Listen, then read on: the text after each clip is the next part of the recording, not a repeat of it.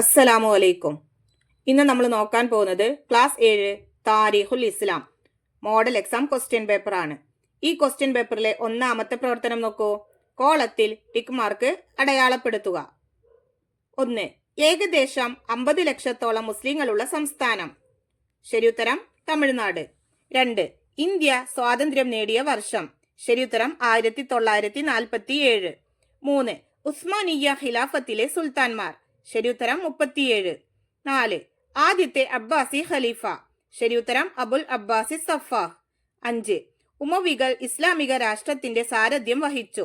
ശരിയുത്തരം 91 വർഷം. 6. ഇന്ത്യയിൽ ആദ്യമായി ഇസ്ലാം എവിടെയാണ് എത്തിയത്? ഉത്തരം കേരളം. അടുത്ത പ്രവർത്തനം നോക്കൂ. ചേരുംപടി ചേർക്കുക. 7.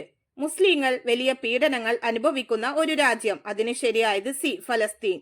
8. ഏറ്റവും കൂടുതൽ മുസ്ലിങ്ങളുള്ള രാജ്യം. അതിന് ശരിയായത് ഇ, ഇന്തോനേഷ്യ. 9. ഉസ്മാനി ഖിലാഫത്തിന്റെ തലസ്ഥാനം. അതിന് ശരിയായത് ബി, ഇസ്തൻബുൾ. 10. ഒരു ആഫ്രിക്കൻ രാജ്യമാണ്. അതിന് ശരിയായത് ഡി, സോമാലിയ.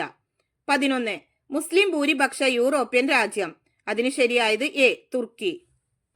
അടുത്ത പ്രവർത്തനം നോക്കൂ. പൂരിപ്പിക്കുക. 12.